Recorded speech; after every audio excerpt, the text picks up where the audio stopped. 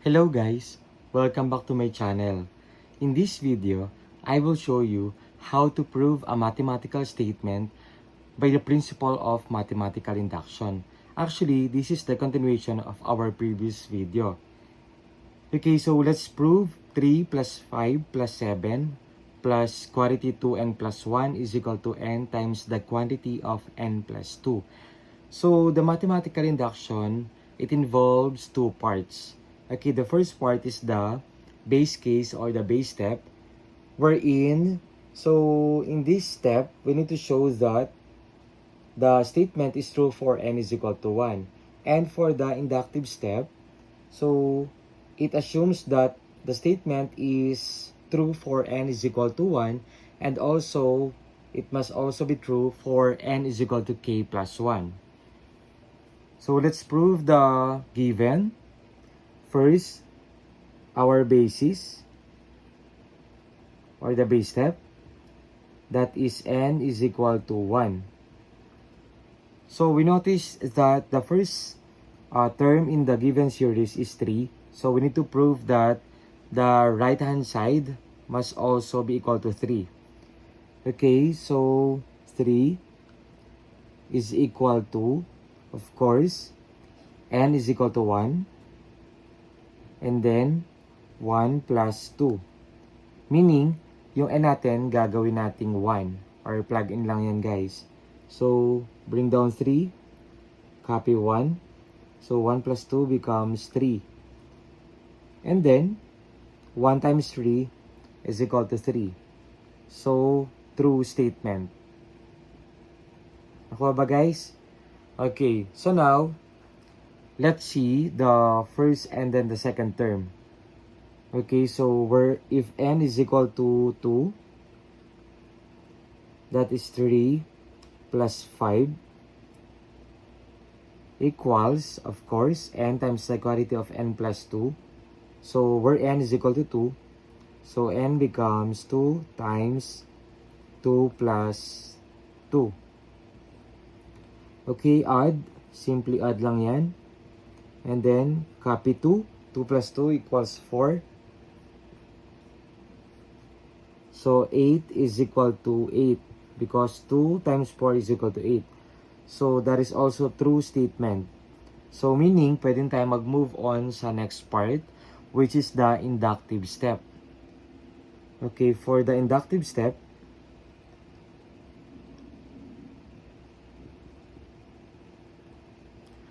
so assume that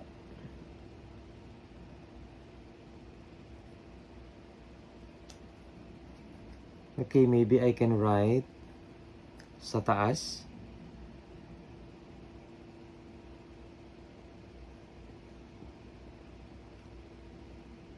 Assume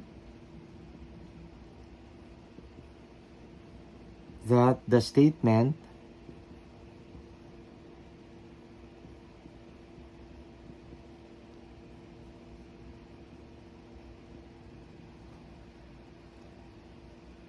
is true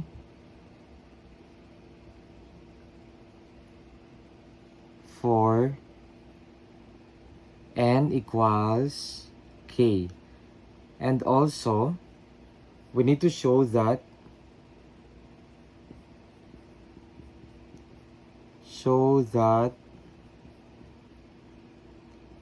n is equal to k plus 1 must also be true.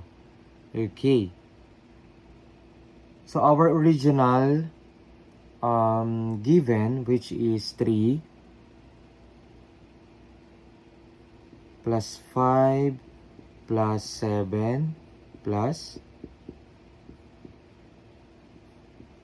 2n plus 1. Copy natin, guys.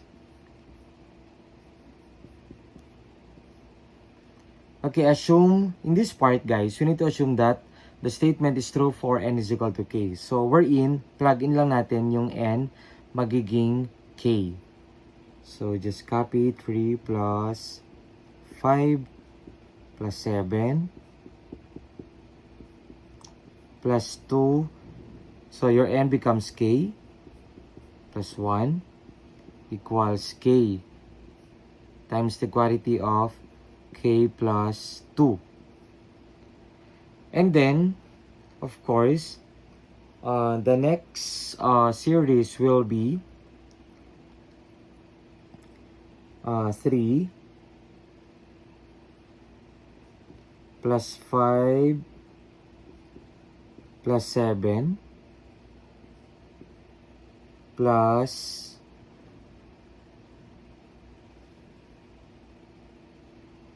2k plus 1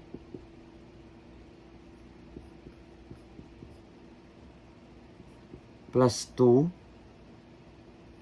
times your k is, of course, k plus 1 equals, so yung k natin guys magiging k plus 1 yan, times of course yung k, gawin natin k plus 1 plus 2. Okay? So, ito yun guys. And then, since this is equal, this part is equal to this part, or they are equivalent to each other. So, kukunin natin to guys. So, itong expression na to magiging k times the quantity of k plus 2 plus, copy lang natin to, 2 times the quantity of k plus 1 equals, let's simplify, k plus 1 times k plus 3. So, 1 plus 2 becomes 3. Okay, again, simplify. So, k times k is k squared. K times 2 is 2k. And then, 2 times k is 2k.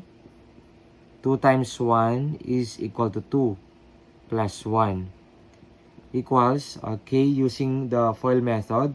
So, k times k is k squared. K times 3, 3k.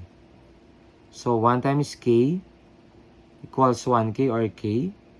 So, 1 times 3, that is equal to 3. Okay, by combining like terms, since k squared has no similar term, so just copy or bring down. So, 2k plus 2k, that is equal to 4k. And of course, 2 plus 1, that is equal to 3. Equals, of course, bring down k squared, 3k plus 1k, that is equal to 4k. And of course, bring down 3. Okay, so the left-hand side and then the right-hand side are equivalent to each other.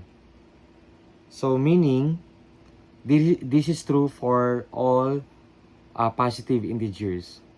Nako ba guys? So, this is the end of our video. I hope na meron kayong natutunan. Thank you for watching.